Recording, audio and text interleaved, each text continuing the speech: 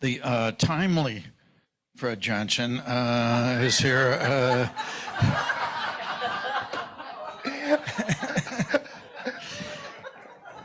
I knew it was coming. We're so happy to have him back on the floor.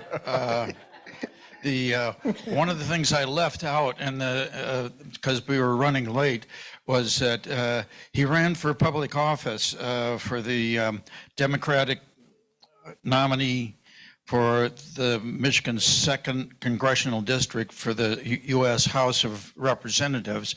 And unfortunately for all of us, he lost. Because I'm sure he would be outstanding U.S. representative. So maybe we can all encourage him to try again with that, because that would be, we'd enjoy that very much. He has also published 3 books, which I didn't mention before, but I'm not going to tell you what the books are. I'll let you look it up on Amazon or something. But and he's working on another book that is yet to be published. And this sounds so interesting. I'll have to get this book, but I can't read my notes here. It's, let's see, Robert E. Lee's Priority Target, the Baltimore and Ohio Railroad. So I can't wait for that one. But in the meantime, I guess the first time ever we ended a presentation with no questions from the floor. And I think many of us were so stunned with all the information that didn't have a question, and others' questions might be sensitive. I don't think that it would bother you at all. You'd be the last person in the world to be concerned about that. And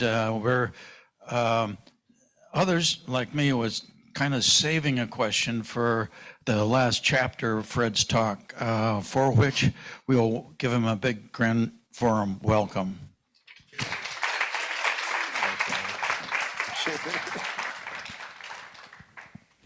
Good afternoon, Scholars of Grand Forum. Good afternoon. I was pretty sure I'd be here on time today. I left at 7 a.m. this morning. Just to make sure. It's only about a 35-minute drive from Holland, it's even with the construction. Let's continue on with our study of this issue of critical race theory and the kind of confusion and turmoil it's been causing the last few years. I figured it might be worthwhile to do a quick review, because many of you did say at the end of last week's presentation that it wasn't that you didn't have questions, it's just that for many people the information was brand new, and for some people it was information gotten through a fire hose. And I get that. Now, on the one hand, you might ask the question, how can such information not be known? Well, I think it was George Orwell who said, "He who owns the past controls the future." And there's been, in many cases, an attempt, not through some type of conspiracy, but just because of the way people do things. Let me give you a little bit of historiography. Historiography is the history of history. And for a long time in America, there was the kind of history taught that was called great man's history. You learn about George Washington, Thomas Jefferson, James Madison, Alexander Hamilton,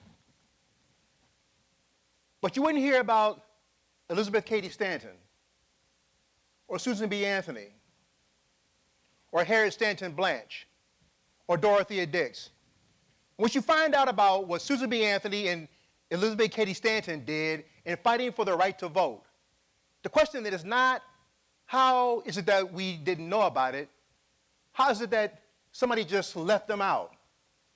People who were so integral to not just women getting the vote, but the process of American franchise, which is an American story all by itself. How do you just kind of like leave that out? But if you're practicing great man history, it's just par for the course. So over time, women have been included, immigrants have been included, religious minorities have been included, everybody else is being included. So it happens in history that some people simply have just been left on the shelf, either by accident or by design. Either way, they're there, and then they get pulled into the larger American narrative so we can get the whole story of who we are as a people and a nation. And I think that when people do that, the hope is the more information we have, the better situated we'll be to become the kind of constitutionally established democratic republic that the founding fathers, for all their vision and flaws, were intending us to be. We mentioned that in 1961, in the state of Mississippi, there was a school, one of the schools built by Julius Rosenwald, called the Rosenwald Schools, just one of many, that was scheduled for closure. And the question then became, do you close the school? Do you keep it open and segregate it? Or do you go for integration? Well, the woman who wanted to keep the school open, her name was Winston Hudson, and she contacted the NAACP in New York City at the time, and the person who she was put in contact with was a young lawyer named Derrick Bell. Derrick Bell convinced her to, never mind keeping a dilapidated, under-resourced school open, you should be looking to integrate with the other school that's got more resources, better facilities, better everything, so that black children can get the same kind of education that we know they're going to need to succeed in life. So that's what Winston Hudson did. And they won that case. But as I mentioned to you, after a while, Derrick Bell began to wonder if he had done the right thing in giving Winston Hudson that advice. They win the court case. And it's in 1961, so it's 7 years after Brown v. Board of Education. Brown versus Board of Education, which, if you know the story about that, you know that Thurgood Marshall, who was the one who argued the case before the Supreme Court, Thurgood Marshall argued the case. Constance Baker Motley, black female lawyer, whose story is very similar to Ruth Bader Ginsburg, she also was told being a lawyer for a woman is not a good idea. Being a colored woman lawyer is out of this world, impossible. She chose, thankfully, not to listen to either one of those. She wrote the original complaint in Brown v. Board. Marshall argued it. Marshall himself had already become something of a legend because Thurgood Marshall, through the 1940s and 1950s, had gone from one southern town after another as a one-man legal show, prosecuting cases where people were about to have their necks stretched on the basis of racism. He argued that.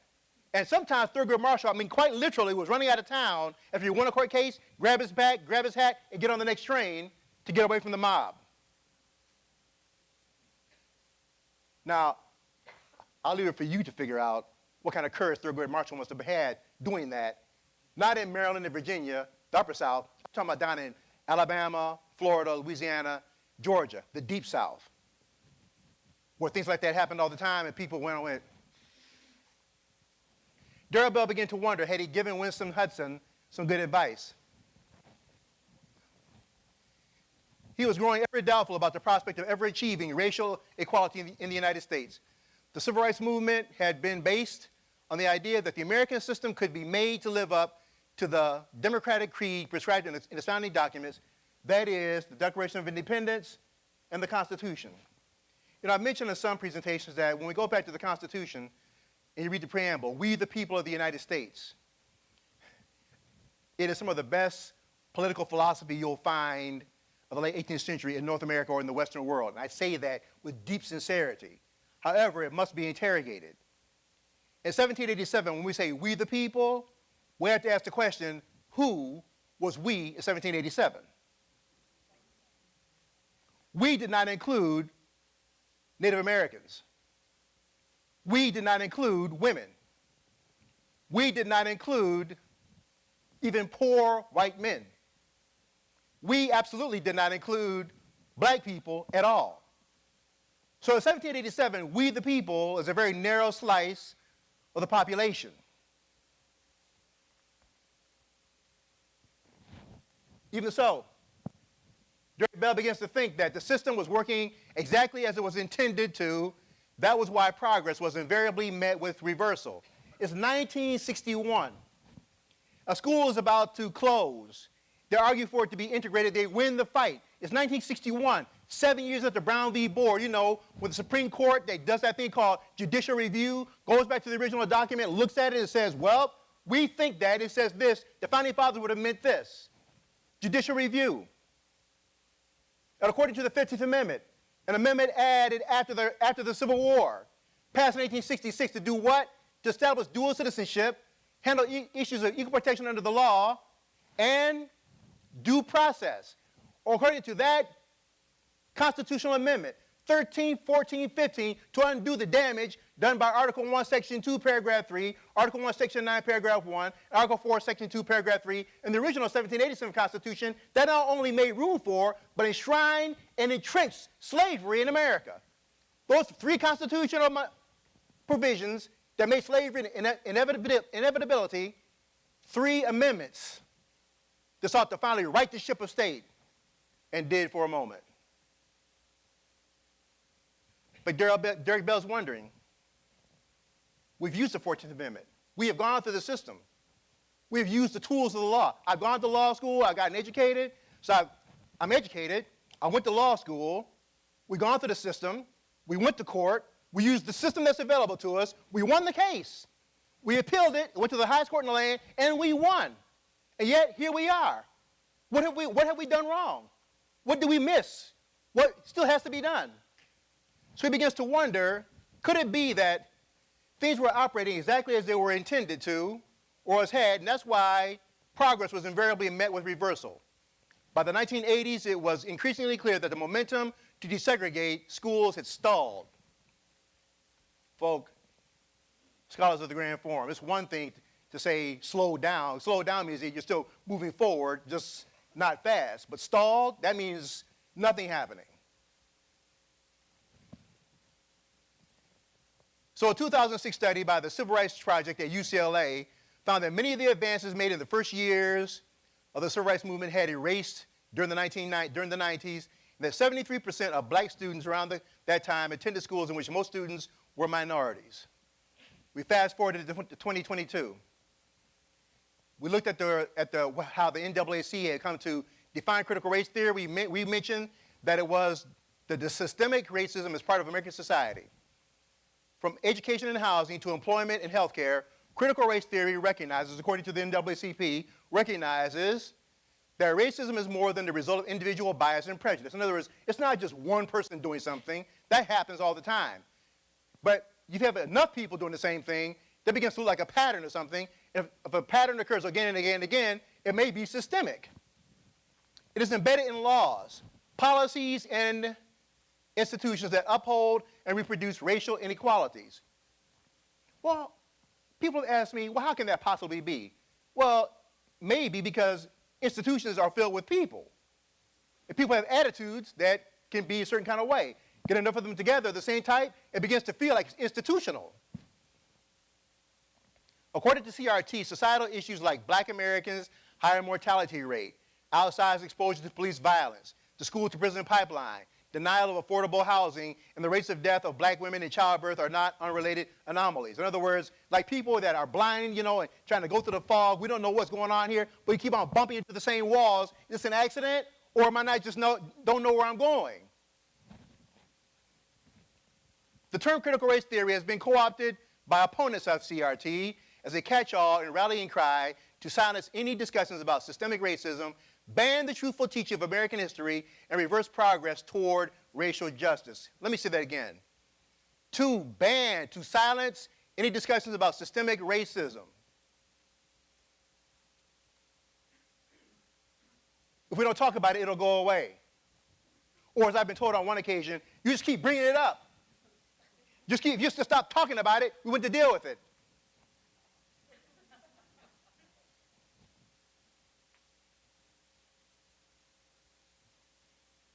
My response to that was, let's say you have a life-threatening disease. And you tell your doctor, if you just keep bringing it up, the disease might go away. That's called poor medical advice. Likewise, if society is an organism, and it is, if it has a toxin in it, a poison in it, a malady in it, if it does, if we, the collective physician community, don't talk about it, it doesn't mean it's going to go away. It just means that we're delaying the inevitable. Or we are guaranteeing that at some point, we'll be talking about it again. I don't know about you all, but I'm hoping someday will come when this will be the last time I got to talk about this problem.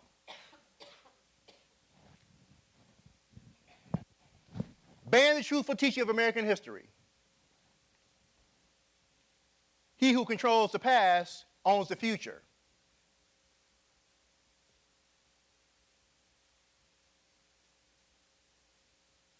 Some of my students who have been to Japan say that in Japan that they had gone to the memorial at Hiroshima and Nagasaki, and they get all kind of lectures about how the Americans were awful people for dropping the atomic bombs in 1945. Okay, I don't know, maybe we were, maybe we weren't. They ended the war. But what you never hear about is Pearl Harbor,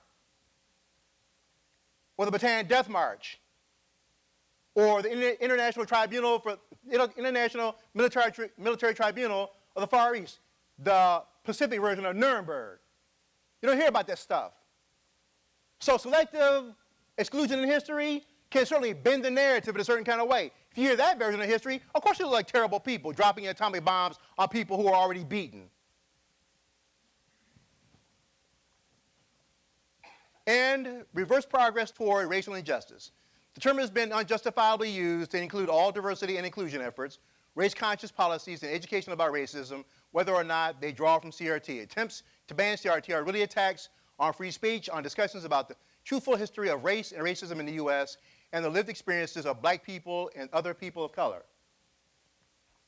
Lawmakers and proponents of the bans insist that they are advocating for a balanced and patriotic education.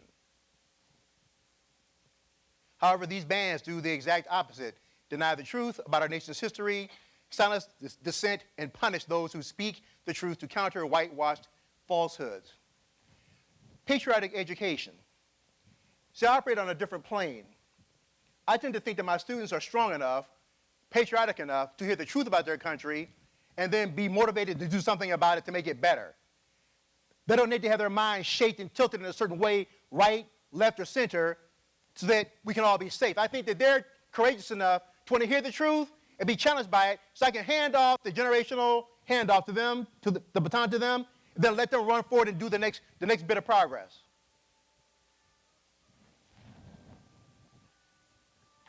So, we come to this juncture. How conservative activists invented the conflict over critical race theory. How do you take CRT and turn it into a weapon?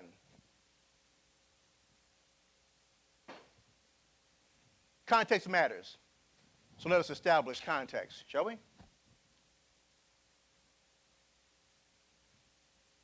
This guy right here has so much to do with how critical race theory became a weaponized acronym, a weaponized term.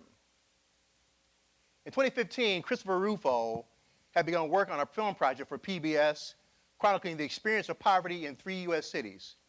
He concluded that poverty cannot be alleviated through initiatives of public policy. In other words, there's nothing the government can do about you can't legislate poverty. It's just a thing that occurs, and it has to do more with legacy issues, having more to do with factors connected to social, familial, and even psychological causalities. Social, familial, cycles of poverty. Okay, there's some element of truth to that, factuality, but this still does not explain the eventual showdown between the mindset of Mr. Rufo and Derek Bell.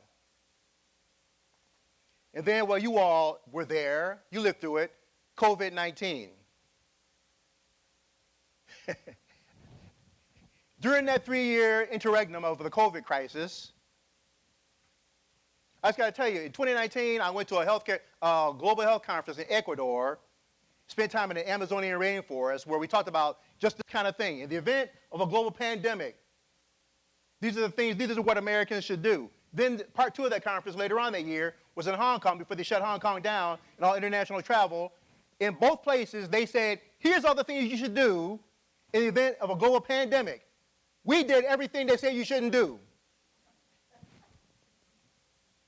In addition to that, there was the fear and the ignorance. That fear and the ignorance, fear is one thing. People are going to be afraid in the pandemic because people are dying in large numbers, or they were dying in large numbers. And then the ignorance, there's all kind of information, misinformation, disinformation going around. People are wondering, where does it come from? Where did it start? What does it do to me? We're trying to learn as we go, we're trying to fly the airplane as we build it. And then this entered into it.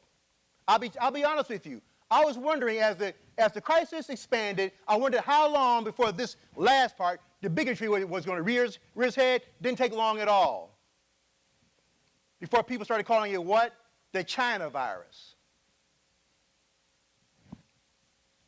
Now,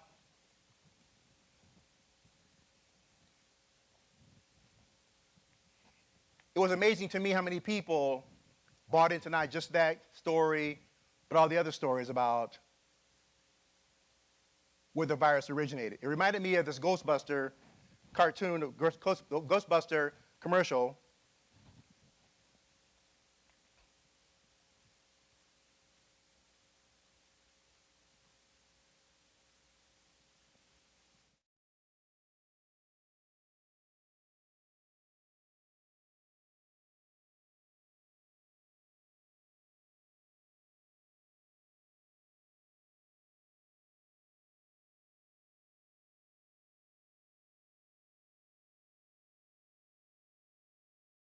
They're running this commercial, and they say, "We want to believe you," essentially. Got ghosts?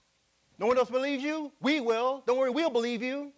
The point being that there's always going to be somebody out there to believe what should not be believed or believe the unbelievable.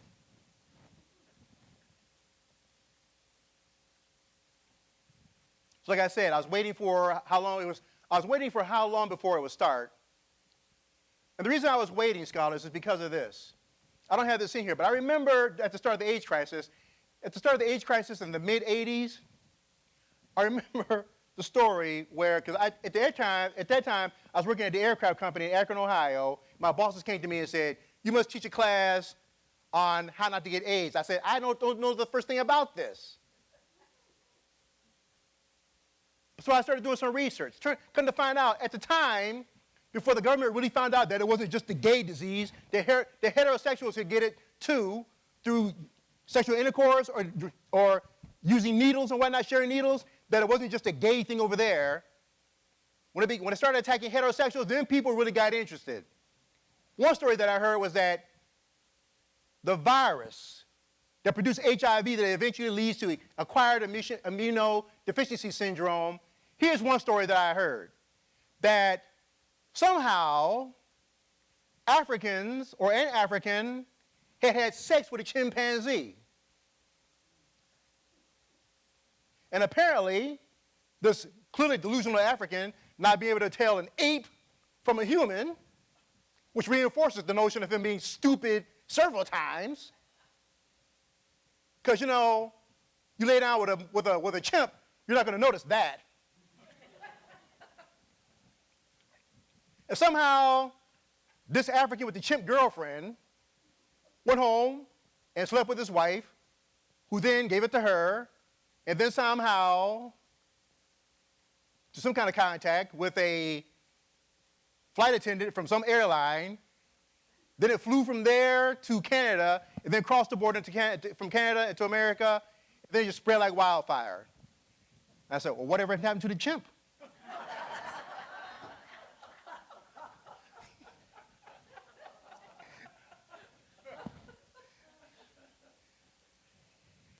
And so, you know what this does is it reinforces this age-old trope about Africans being apes, and in the 19th century they had long, dynamic, and intensive debates. Are they really human beings?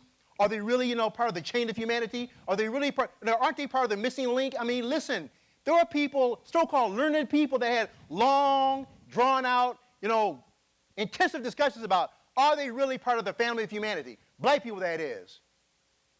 We want to believe you. There are people who thought, no, they really can't be. I remember reading in history how there was a disease called drapetomania, where a lot of Southerners believed that there was this disease called drapetomania. It was the phrase was coined by a guy named Dr. Samuel Cartwright, who said that something happened to black people out there in the cotton fields. They'd be out there just kind of happy, singing and picking cotton, then they'd just be struck with the urge to run away. They couldn't help themselves. They didn't know why they were doing it. They just had to run. Stop feet. Another one called diaesthesia ethiopica. The only way to cure them was to beat the devil out of them, Dr. Cartwright said. There were people who believed this. I never, ever, ever take lightly when somebody is espousing a stupid, poisonous, toxic idea. Because like my professor, Dr. Harold Schwartz, said back at Kent State, there's no idea too stupid enough to not be believed to followed by people. And one era is called Nazism. It led a whole nation to its destruction in the world.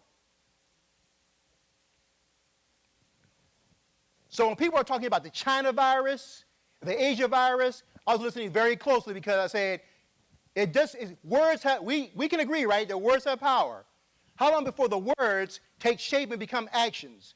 This is why I cannot afford, as a man of color in America, when somebody says they're going to be a Ku Klux Klan march, they're crazy, don't pay attention to them. No, no, no. See, I remember Timothy McVeigh in Oklahoma City. We must pay attention to them because they may be crazy, but here's the thing. They're serious about their craziness. Because they are, I must be as well.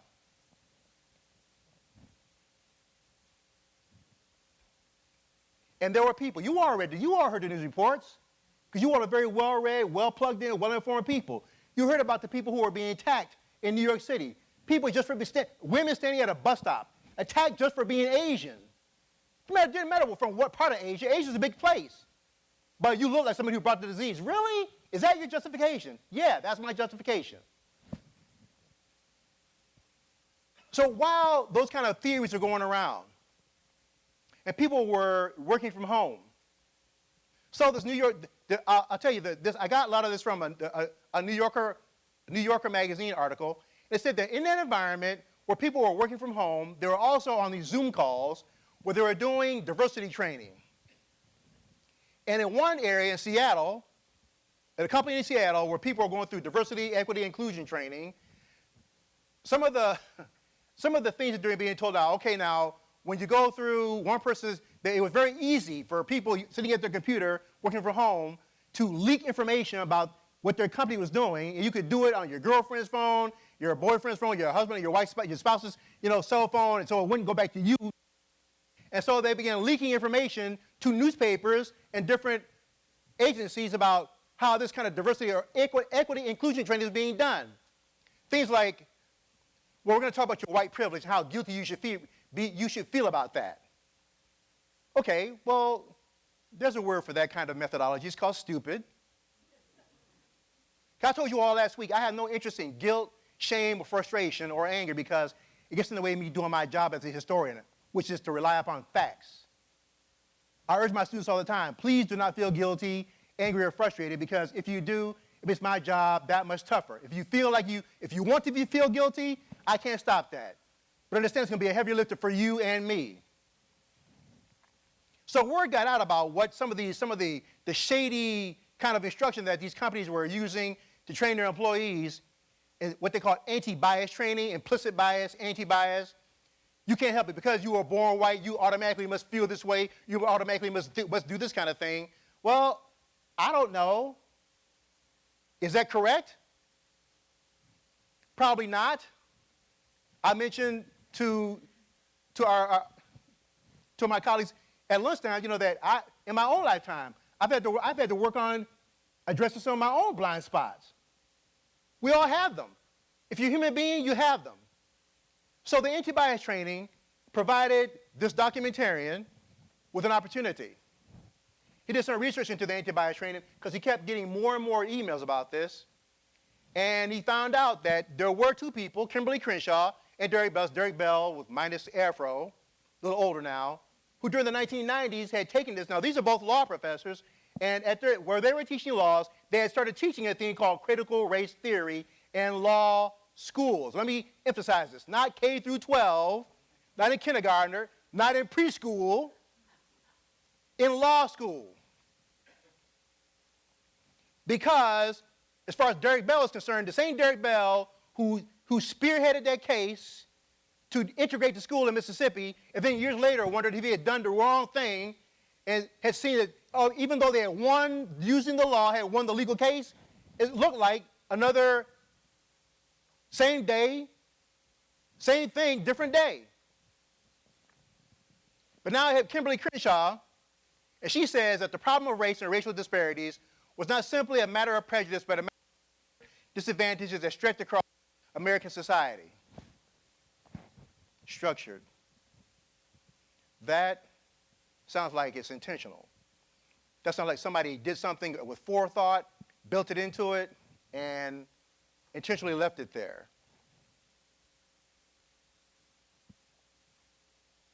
That is open to debate. Or could it be that those structures, as a simple process of just, over time, things evolve, they get to be a certain kind of way, then they just ossify, calcify, stay there. Then you can't tell what it used to be because you don't know anything, you don't know any other form. Could that be what it is? More and more information came to Chris Rufo. And he saw this, he saw an opportunity here, had a bright idea for an opportunity to turn this critical race theory stuff into a new weapon. Bear with me as I read from that same New Yorker article. People fighting the culture war have been on the rope since the late Obama years. Obama.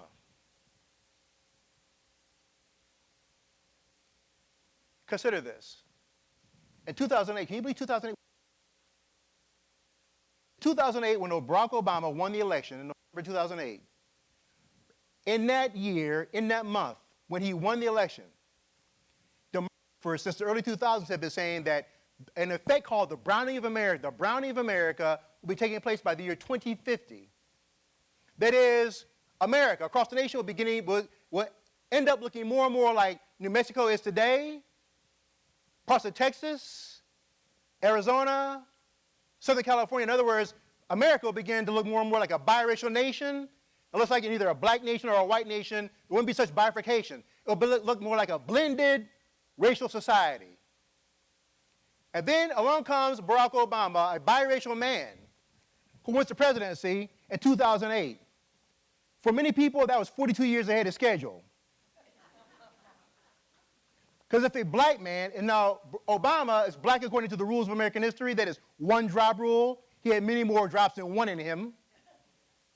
If a black man can be elected to not just the highest office in the land in America, but the most powerful office on this planet, if that can happen, what else cannot happen? I think that there's been a reaction to that ever since. And people motivated by fear,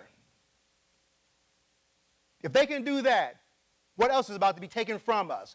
And I say taken from us intentionally because so much we've been hearing the last few years has been grievance politics. Grievance as in, you're taking something from me, or put more specifically, more bluntly, this is mine and you don't deserve to have it. Even if you do play by the rules and get it. This is mine. Well, you always said that if I qualified could get it, it could be mine too, yeah? Well, I changed the rules now. So, the culture war had been getting fought since Obama's years, and opponents needed some new language. Political correctness was overused and passé. That's just being politically correct. Yes, we know. We're tired of that one.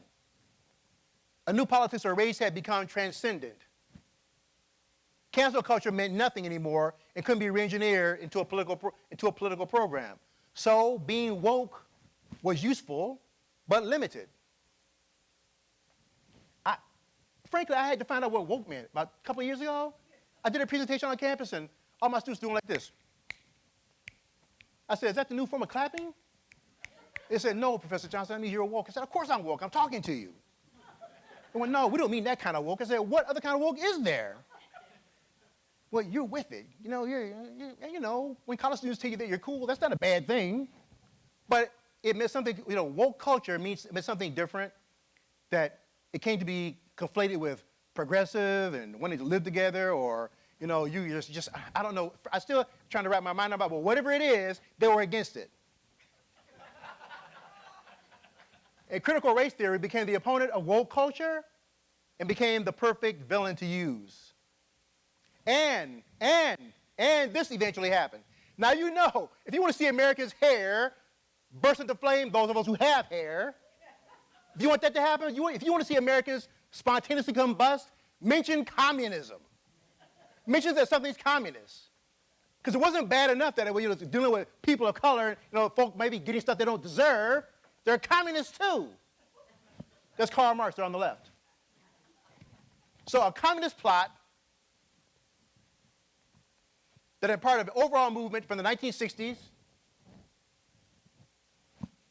In other words, the 1960s communist movement that it flowed over into the 1990s, into the 2000s, and now here we were one more time dealing with communism and communists trying to undermine American culture. Look, let me be very careful, very quick to say also, it's not that the communists didn't have spies in America.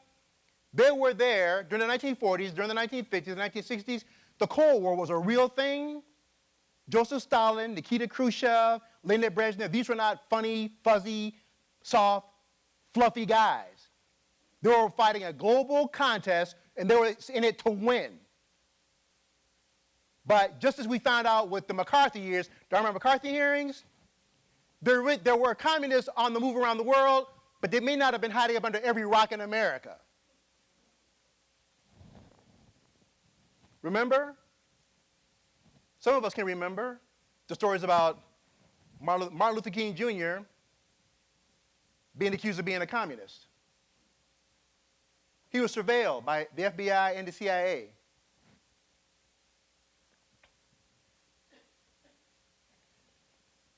The best part is that critical race theory's connotations are all negative to most middle-class Americans, including racial minorities, who see the world as creative rather than critical, individual rather than racial, practical rather than theoretical. Strung together, the phrase critical race theory connotes hostile, academic, divisive, race-obsessed, poisonous, elitist, anti-American. Most perfect of all, critical race theory is not an externally applied pejorative. Critical race theory, or CRT, was coined by the people who drafted it unto themselves and decided to use it. In other words, they thought of it on their own. We're just using the thing that you call yourself, that you named yourself. And that's how, in very short order, the theory became a weapon. It's anti-American. Let's go back. It's anti-individual. It's anti-American. It's racially focused. It's not practical. And worse than that, it's theoretical. It's got communists in it anyway. Well, Derek Bell is a law professor, which means that at some point he's going to probably be dealing with the case of Dred Scott that happened in 1857. When the Supreme Court ruled that Dred Scott was at the time that his case came before the High Court in 1857, Chief Justice Roger B. Taney, he was originally from Maryland, said, Mr. Dred Scott, probably didn't call him Mr., but Dred Scott, at the writing of the Constitution in 1787, people like you were considered property. And here it is, 1857, that is, it's many decades later, at least 70 years later, and you are still property. People that look like you are property. You're not a citizen. Only citizens have a right to bring a case to trial. So we shouldn't be talking to you, but somehow we're here, so we've got to deal with this. You are still property. You will remain property wherever you go, especially in a slave state. And by the way, there's no law concerning a black man that a white man's bound to respect. 1896, Plessy versus Ferguson. The Civil War has been fought and won by the North. Slavery is a matter of history, quite literally. It has been abolished on the battlefield through volumes and volumes of blood by Abraham Lincoln, who's got blood on his hands up to his shoulders. And eventually his own head will be required as the price for emancipation. The 14th Amendment is passed that modernized the Constitution, that dealt with due process, equal protection before the law, and dual citizenship. And yet in 1896, another Supreme Court case, Plessy versus Ferguson, where Homer Plessy, the 1/8, 1/8 octoroon, 1/8 black man they called an octoroon, goes before the court to demand that his civil rights have been violated because he'd been forced into the colored car off the railroad car he had been operating. And the court decided that, yeah, that's correct, that's absolutely correct. The civil rights laws, as spoken about the 14th Amendment, only deal with violations at the federal level. At the state level, if your civil rights are being violated, that is a state matter, not here. So until then, as long as the accommodations are equal, they can be legally separated, which became the law of the land, culturally and juridically, for the next half century, until Brown v. Board. And Derek Bell and his colleagues taught that in the law, where there had been progress being made forward, suddenly there would be new laws passed that would accommodate the old habits. It began to feel really systemic, that somehow even if you use the law, and we do have a legal system in America, system of laws, that even when you use the system of laws, they give you with this hand, take away with this hand. How much progress could you really expect to make with that kind of things going on again and again and again? The implications for not teaching the truth about history, implications, the consequences. That's how we end up with something called the lost cause narrative that was propagated by a man named Edward A. Pollard. Listen, the South lost the Civil War. That is an incontrovertible fact. However, they won the peace, many people would say. Because the lost cause goes something like this. Yes, we lost on the battlefield, but Robert E. Lee was fighting for a noble cause. Slavery? Is that what you're talking about? No, no, no. Lee himself hated slavery. They were fighting for a man's right to protect his home, his children, his way of life. Good, strong, patriotic American values. And if you think about it, if people in the secession winter of 1860-61, they used the language of the American Revolution, we're not doing anything different than what the British did when the founding fathers decided to break away from Great Britain in the Revolution and declare independence. It failed, but you cannot argue with the goal. So yes, the cause was lost, but the cause was noble and virtuous and totally American. That's how you end up with this kind of stuff. That's not a flag or a symbol of hatred, but one of heritage. Well,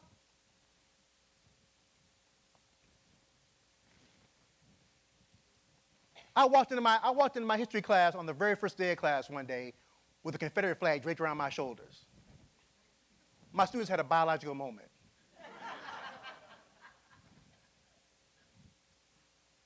And I said to them, what does this flag stand for? Oh, that flag stands for racism and slavery and hatred and blah, blah, blah. And I said, well, then I went and got an American flag. I said, well, what does this flag stand for? Well, that one stands for, we talked about it. I said, no, it doesn't stand for the same thing that one did. I said, but under this one, there was a trail of tears.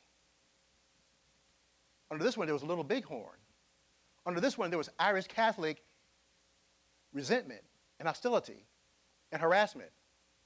Under this one, people coming through Ellis Island, the Italians, the Irish, other people from the wrong parts of Europe, they had to deal with that too.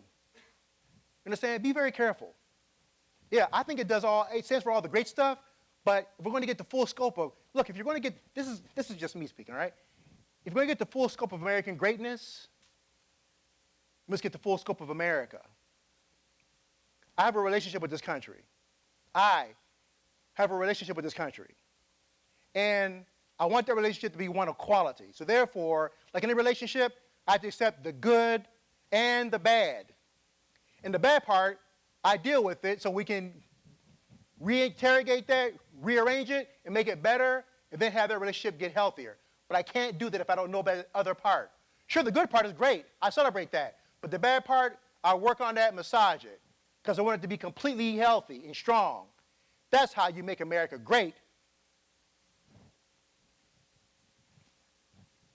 What are the implications of not telling the truth about history? Or by saying you're too weak, you're too delicate, you're too fragile to know about it. So then you know what? Don't talk about redlining that happens in the 1930s? That goes on today? I did a presentation years ago for, just a few short years ago for an insurance company. And I mentioned redlining. The people at the insurance company where this kind of thing happens all the time had never heard of the phrase redlining. I said, are you kidding me? You're joking, right? No, they weren't. Chicago, Brooklyn, Charlotte, North Carolina, San Francisco. And again, let me just say this. Redlining is that thing that begins in the 1930s. Franklin Roosevelt, in response to the housing crisis, think back to a few years ago, just to the Great Recession. The housing crisis that was underway in the Great Recession, with credit default swaps and all that, during the 1930s, people are losing their homes by the hundreds and thousands. So the Homeowners Loan Corporation is established as one of Roosevelt's programs to stop the bleeding. So one of the things that begins to happen, they send people into the field to look at some of the most distressed areas where people are losing their homes the most. No, not surprisingly, the people losing their homes are the ones that couldn't afford to keep them, meaning poor whites and brown and black people who were already distressed before the Depression hit. Now they're doubly distressed or maybe triply distressed. So they drew lines on maps that were colored in red to identify where these folk lived. And then when the Depression began to subside, those same red lines stayed there because identified what kind of people lived in those neighborhoods, so they charged them higher rates of interest for a home and higher insurance rates. The very people who could least afford to pay them got jacked up rent prices, jacked up mortgage prices, or loan prices. It became part of the banking financial system. And it happened obviously in the North, in the West, in San Francisco. A lot of people like to think of San Francisco as being this bastion of open-minded progressivism. Well, that goes only so far. We had to deal with Michigan. A few years ago, my colleague, Dr. David Schock, and we had planned on producing a 4-part documentary on the Ku Klux Klan in Michigan. This was in the early 2000s. We went to Owasso, and I got a chance to look at their city directory from 1928. And you'll notice at the front, Owasso up top. Owasso is one of the finest cities in the state. Its population, 16,500, is entirely white. Therefore, there's no such thing here as a Negro problem.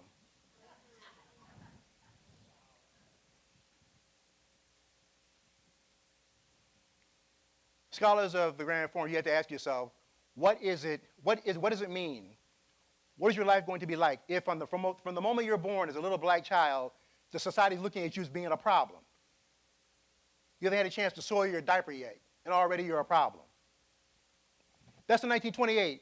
Did things get better? I don't know. I wanted to get better. Did they? Let's check it out, see.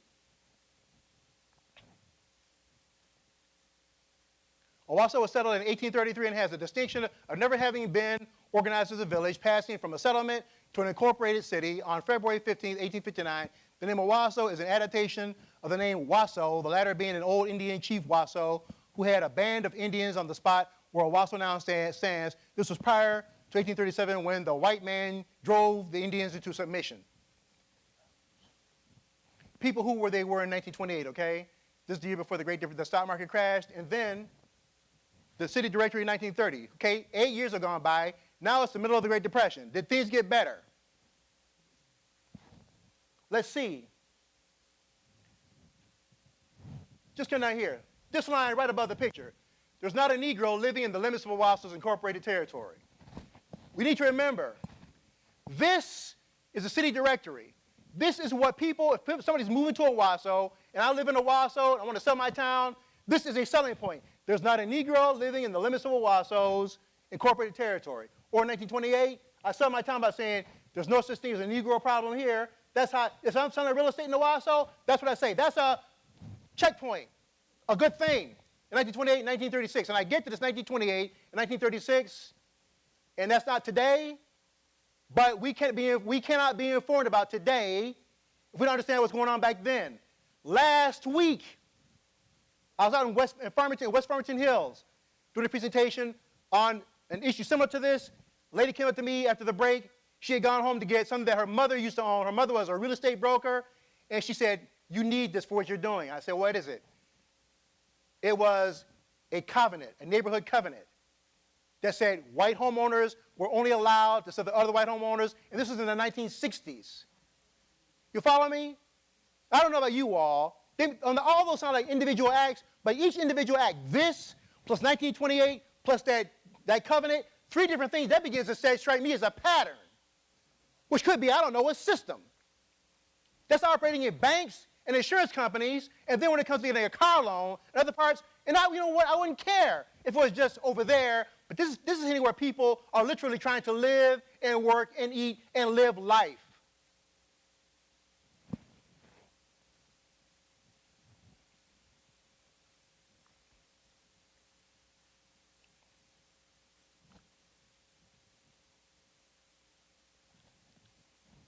This right here, this in so many ways sums this up for me, because this right here, that should already, now if I were grading myself on this, I'd take off 10 points for the misspelling. That should be Marion, Indiana. okay, Marion, Indiana. This happened on August 7th, 1930. All right, 20 points off for the misspell on the 1932. That's what I get for making last-minute edits before coming out here. In 1930, Marion, Indiana, a lynching occurred, A. Smith and Tommy Shipp. There's a third man supposed to have been lynched that night, James Cameron. He'll go on to become an engineer, get his PhD. James Cameron was supposed to be hanging in that tree with A. Smith and Tommy Shipp. This crowd gathered in front, beneath the two dead bodies. You'll note that there's young and old out there, male and female, so we can dismiss all this stuff about, one gender being more violent than the other one. Turns out they're both capable of doing terrible things. And they're all looking to the eye of the camera. If we're talking about systemic business, here's what I want to know. It's either systemic or cultural or both. Where, at what point in American history? What's going on at this time in American history? What story can you tell me about not just this moment? This moment right here, this is just a moment. But this moment derives from our many streams come together to produce a river that pour into an ocean called this moment. This moment is indicative of a society where the laws, the culture, belief system, the cosmology, people who otherwise will be in church on Sunday praising God and pleading to the cross for salvation. How all that coming together economically, politically, legally, what's going on in that country where all those things come together and tell them that it's okay to gather beneath two dead bodies, a double homicide, look into the eye of the camera, and laugh and joke about it. What do they know about what's happening then that I don't know right now? Because you see, they don't do that unless something's been telling them that it's okay to do this. To be there at the side of a double homicide, and no one's going to care about it, no one's going to ask about it, no one will be prosecuted for it. How do they know that? It's not in the textbook. Mom and Dad didn't tell them. There's something going on in that society overall. You follow what I'm saying? Something in that moment tells them they can be there and nothing will happen to them. And they know that with assurance. It's on their faces. They know nothing's going to happen to them. And I want to know, how do they know that?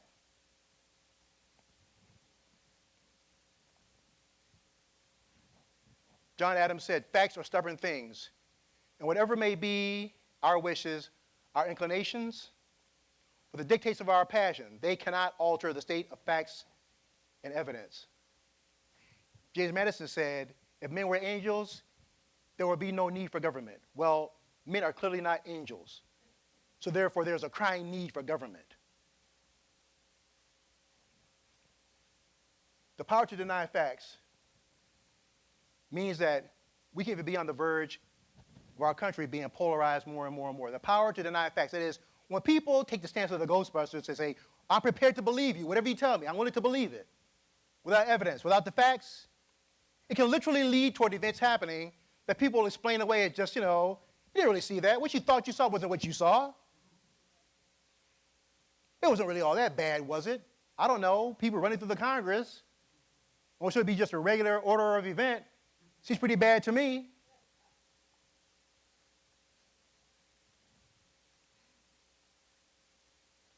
Scholars of the Grand Forum, I've been telling people over the last 2-3 years that while I have been very much concerned about the usual stuff, look, you know what? I told you all before, somebody says, do you mind coming to talk to us about race? Like, yes, actually I do. Because I'm a military historian. I'm a Civil War historian. That's what I went into when I got into this business, studied the Civil War and military history. But I recognize the fact that as a school-trained historian who just happens to be black, I've been called upon to talk about this, and because of my calling, I believe, as a Christian and as an American citizen, I talk about it, although it's the last thing I want to talk about. I am concerned for this country, especially on this issue. So therefore, I'll talk about it. I'll talk about it from the standpoint of the Constitution being the first and last place where the issue can be resolved. Don't want to pass programs? Fine. Don't want reparations? Fine. Just enforce the Constitution the way it should be and watch what happens. But the real question is, will we do that? And along the way, don't pump sunshine down my neck. Don't blow smoke on my rear end. I saw what I saw. I don't need someone to interpret for me that this was an attempted coup, an overthrow. Just like a few years ago when I was at the gas station in Saugatuck, and somebody said, you could have just cut your car off, used the N-word. I went, I did not hear that. I heard exactly what that. I don't need someone to interpret for me what my experiences are as a person of color in America. I don't need it. I'm not asking for permission to know what I know. Now, I'd like to offer you very briefly a solution, at least one way that I handle some of this stuff. Years ago, Dr. Mary Lefkowitz, she stands about maybe, I don't even know if Dr. Lefkowitz is still living. She's about this tall. You see, she's not a very big woman. She wrote a book called Malcolm X, that is not out of Africa. And an Afrocentric anthropologist, that is somebody that says, popcorn was invented in Africa, the space shuttle was launched in Africa, Africa is a place, where movies were invented, where the Wright brothers flew their first aircraft. Afrocentric, everything happened in Africa. Africa is responsible for many things. I don't know if it's responsible for all that stuff. And so this guy was talking about the origins of Dr. Yosef Ben Yakan, and it was talking about how Cleopatra and all these other people were actually African, and it's talking about the Library of Alexandria coming from sub-Saharan Africa. Now, Dr. Lefkowitz has studied this stuff all her life. She's at Wellesley College. She's an expert in her. She speaks. She knows ancient Egyptian writing, hieroglyphics. Who studies that on purpose? She knew that stuff. So she clearly is an expert. So here this guy comes along, blah, blah, blah, Africa, right? And the students there, it was an audience full of, a lot of African-American students and African-American faculty. So during the Q&A, no one challenged her. She had the facts on her side. Nobody challenged him, that is, except Dr. Lefkowitz raised her hand and said, yeah, when you mention such and such a fact, that doesn't jive with the actual evidence. She said, well, it does. Tried to overtalk her. Dr. Lefkowitz said, sorry, the facts don't match up. He got mad. Well, you're just being a racist right now. Dr. Lefkowitz said, well, that may be true, but you're still not being truthful when it comes to the facts. She stood her ground. You follow what I'm saying? She stood her ground when it came to the facts. Dr. Ben Yakan came there with an agenda, and the facts ground him under. Dr. Lefkowitz earned my heart that day. Because the story that she told stuck to the facts. It reminded me of what happened later on when I was asked by a friend of mine to go do a presentation on the history of the black church. During the Q&A, I met this guy. So I finished up. So I did the history of the black church, session 1. Then, during the Q&A, he said, first question, what about abortion? When did I talk about that in my history of the black church? When? See, I may be a little bit slow, but I'm not crazy. I know to stay away from these hot button issues. And look, the black church in America has enough issues to deal with that are hot button. I don't need to add this one. So I said, I'm not talking about that. I talk about this. He said, what about gay rights? I said, when did I mention that? When did I talk about this? Then he went on. I said, I'm talking about this. He was going on. He was on a roll. What about this? What about that? What about whatever? I said, you know what? How about you and I make a deal? I'm going to let you work on abortion, gay rights, and all the other stuff you're talking about, and I will turn my attention and work on poverty. I will turn my attention to homelessness. I'll turn my attention to hunger in America. I'll pay attention to injustice, poverty, homelessness, hunger, and injustice, because we have more than enough work to do there. If you want to work on that other stuff, please feel free to go tend to your pet project. Because I don't feel like arguing with you because you just want to argue. I want to get things done. My time on earth is not as long as it used to be. I don't have time to waste that time, so therefore, you don't get to waste my time. And finally I said, do you actually have a question about the black church? No? I said, then we're done here. Scholars of the Grand Forum, there's more to know about critical race theory, but how this overview has been useful to you, that it has been something that was weaponized, and really want to communicate to you that the last thing we should be doing is suppressing American history. Okay? Thank you very much.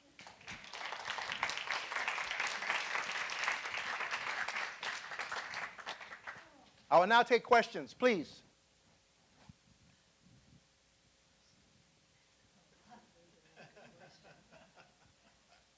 Okay, yes. Judy? Oh. Okay. Well, you just had a big heading there, solution. And I'm not sure I got what you think the solution is, unless it's to talk about the truth of American history. I just want to double check with you on that. Well, the solution is, I think what I was saying there is this. Just like the guy that was asking me questions during the Q&A, you want to talk about this, talk about that, talk about things, talk about stuff just to be arguing. The solution, my solution was to not engage in that discussion. There are some people out there who just want to engage for discussion, or rather debate for the sake of debate. And I've tried to get real good at trying to figure out people that want answers to engage on an issue that we can probably make some progress on, as opposed to just churning stuff up. So if it's just churning, feel free to go do that. I'm not engaging in that though. So I can't argue with somebody if I'm not there to argue with them. As far as what to do, I see what you're getting at though. As far as what can be done about critical race theory, that's what I meant about evidence, facts, and whatnot. That's why I mentioned John Adams said, facts are stubborn things.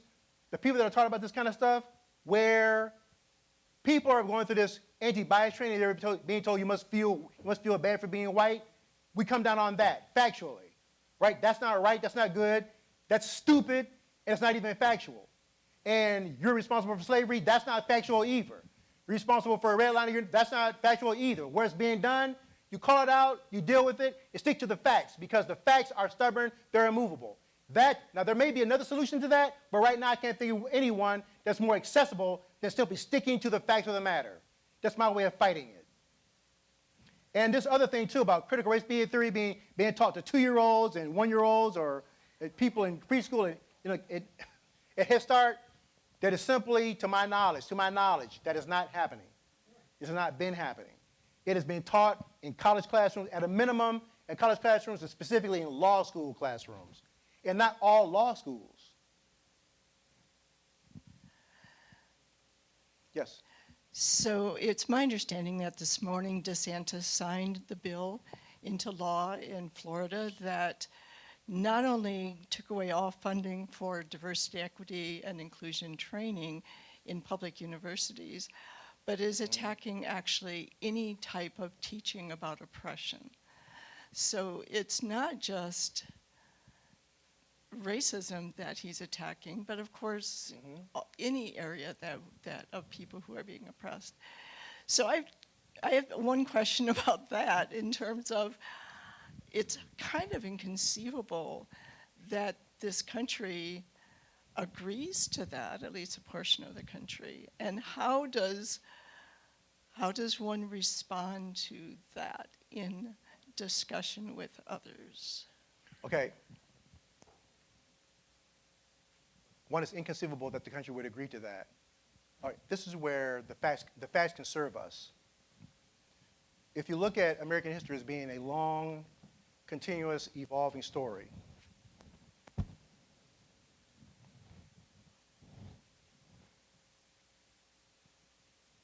once upon a time, it was also, or should have been inconceivable, that human beings would have been owned as slaves on this continent. They were. By Abraham Lincoln's count, 246 years, when he gave his second inaugural on March 4th, 1865. It should have been inconceivable that at one point, black men were being lynched to the tune of about 130 to 150 a year for a good part of the 20th century. It should have been inconceivable that 4 black girls were being bombed in a church in 1963 in Birmingham, Alabama. Or that George Wallace, who started out in his political career as a moderate politician in Alabama, in moderation in 1958 when he ran for governor and lost, meant that at least you weren't going to harass black people too much. But George Wallace lost that, and he told a staff, an aide of his, I'll never be out-inwarded again. And he rode to the governorship 4 times on absolute racial hatred and bigotry. That should also have been inconceivable. What I'm getting at is this.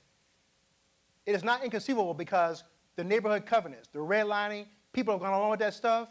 They've gone along with it, they've gone along with it, and they've gone along with it, and they've gone along with it. It should all be inconceivable, and yet it keeps on reinventing itself. So when people say to me, I don't understand, or I just can't believe, my response is, why can't you believe it? I just can't believe that so-and-so would do such a thing. I can. And your ability to not believe it puts me in danger. Because it's been shown time and again that this can happen, has happened, and will happen. People thought, well, we can't be attacked. Then 9/11 comes. Well, we had to rearrange our thinking on that. So it can always happen. And the other part, too, I get very often that people are frustrated and want to find out, when will it finally be over? Let me tell you, I did tell this to the students at Western Theological Seminary. When I taught a class on history of the black church, they said, like many of you, like you all in here told me, they never heard this kind of history. And these are seminary students, they feel the call of God. They want to go out there and do something and make this right. I say, hey, slow your roll. Say, if it was easy as, turning the dial, flipping a switch, we'd have done that already. I love your passion, but clearly, this is not resolvable. Not in the near term. Maybe not even immediately. So the bad news is this. Just like your writing says on the front of the National Archives, when you walk up the front steps, the price of liberty is eternal vigilance. Eternal means from now until whenever now isn't anymore, till the lights go out. We as a species will be dealing with this. In America, we'll be dealing with this, which means that there can never be a day when we're not standing vigilant. Every day, being vigilant, on guard, is happening somewhere to someone. So we stamp it out one place at a time, one incident at a time, and then look around for where it's happening someplace else because it surely will be happening. There can never be a day of rest. Never. This is a battle that will be ongoing until we finally either it really doesn't happen anymore, or at least until my master comes back. And that's not happening for a while, so it's to the battlefield every day.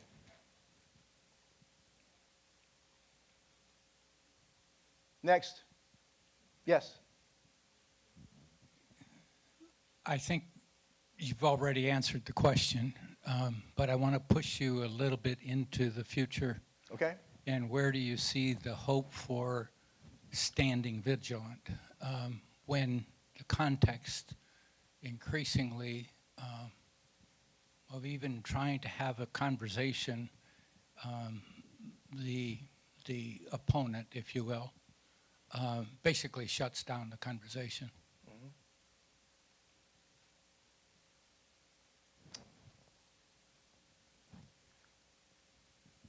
We're going to keep on having this conversation. We're going to keep on dealing with this kind of response to shutting down the conversation. In the years after the Civil War, that means from 1865 until 1961, the entire history of Reconstruction and the Civil War was simply rewritten, reinterpreted, and retold as a fictional narrative that never really happened, or a narrative that's so far from, in many cases, so far from the truth, to where you couldn't even recognize it if you lived through it. And the way to counterbalance that was keep on going back to the facts and back to the facts and back to the facts. And I hate to just keep on saying that, but it's going to take diligent effort in telling this facts and holding on to the facts. And when we find people who are doing things like, passing laws that will prevent people from talking about history and so on, that's where American citizens have to fight back. Now, look, I know that just like when I was introduced, I did run for Congress as a Democrat from Ottawa County, which, thank you. That's one of the 3 votes I got. And I do admit that in hindsight it sounds rather stupid now. But I told people were asking me, why are you doing this? Don't stand a chance. I said, you know what? I may not stand a chance. But as an American citizen who is tired of this kind of stuff, I need to add my voice to the debate. Because if the system's going to work, it's not going to be, look, I can sit home and throw my shoe at the TV or get out and do something about it. And we at least had the discussion. And believe me, look, I understand your frustration. I'm a black man in America. I've been living with this all my life. I do not want to talk about this if I can help it. But I'm a black man in America who loves America. And because I do, as much as it may inconvenience or frustrate me, if the country's going to get better, I got to talk about it. I'm also not unaware of the fact that I'm in a privileged position as a college professor and a seminarian, and someone with a public presence, that I got to do this in a way that's not going to blame anybody sitting out here, but say this is our uniquely American problem that will be resolved in our uniquely American way so that we all can sit down at the table and have lunch together and finally feel like we're making some progress. But I do not kid myself that there'll be a day in the future where I can call game over. That day's not going to happen. When I'm teaching my students about public speaking, I tell them that you must learn to get in front, say if you're a woman in a corporate environment, you're going to be judged differently. Sorry. You'll be judged differently by other women, not just men. I tell them all, if you're a white guy in an environment full of people of color, you'll be judged differently. If you're a person of color, a woman of color, you're going to be judged differently on the basis of who you are. That's just what human beings do. I say, look, someday the world won't be that way. Today's not that day. So until we get to be that way, you must come prepared professionally and confidently to present your case, to blow through all those assumptions, to get your message across, because that in the final analysis is what's got to happen. Getting the message across so we can have this discussion, so we can engage with each other and be vigilant together eternally. I truly believe, I truly wish I could give you a silver bullet response. This is the formula for fixing it all. I wish I could show you what flipped the switch, how to tune the dial. People far smarter and more courageous than me have been working on this. Frederick Douglass, Martin Luther King Jr., Benjamin Mays, John Hope Franklin, Constance Molly Baker, people who are law degrees, with long experience in government, who face down tremendous danger, have been working on, they have gone on to be with their mothers and fathers, and yet here we are still talking about it. I am under no illusions that somehow or another that will cross the threshold into accomplishment in nirvana in my lifetime. So I'm prepping my sons right now to carry on the battle, so that we can become the literal United States of America. What do you say?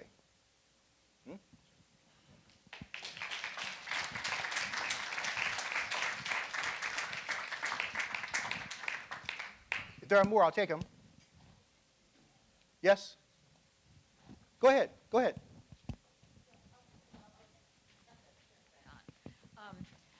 I've long believed that the only way out of the problem is through intermarriage and adoption.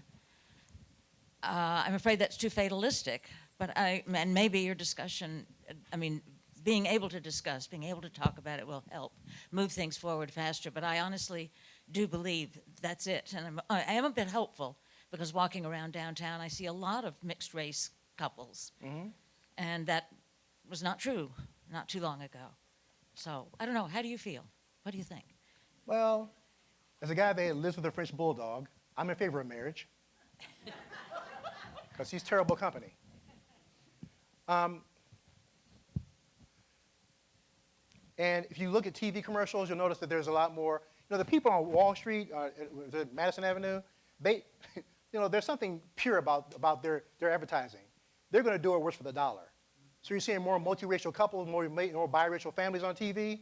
Whether or not they're real families, who knows? But they know that that's what's out there in America. That's what they're marketing to. So the marketeers are sensing, just like you notice downtown in Grand Rapids, the marketeers will notice there's a shifting dynamic demographically across the United States, and they are marketing their products to that demographic. So yes, and yes, anything that shows a sign where people are not, looking askance and rolling their eyes or lifting an eyebrow up because they see a couple of different ethnicity or different races, that's called a good thing. It's called two human beings getting together and just going to love each other. A man and a woman getting together and loving each other throughout all the days of time and making that bond of commitment.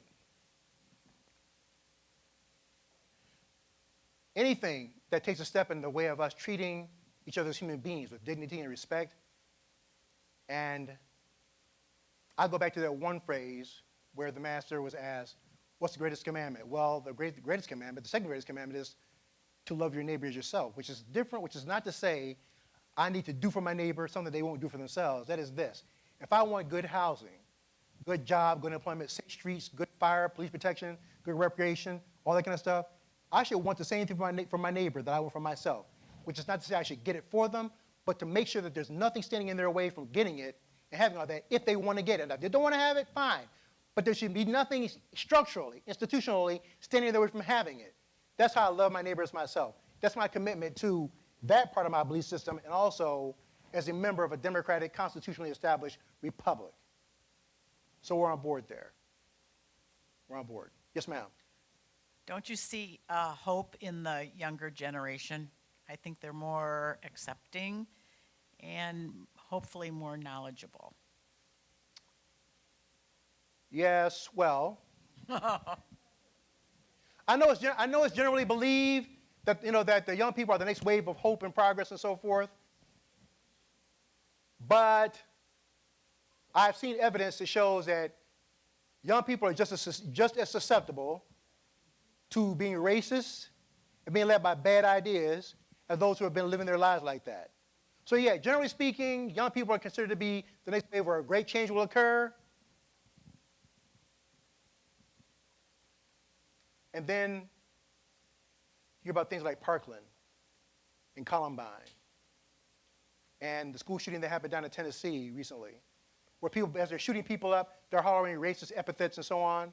So those are singular incidents, I know that, but each data point begins to establish a pattern and draw some conclusions.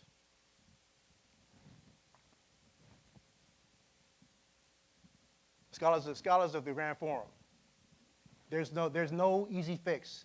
There's no fast fix. We have work to do. So I celebrate joining hands with you and doing the work. Thank you very much.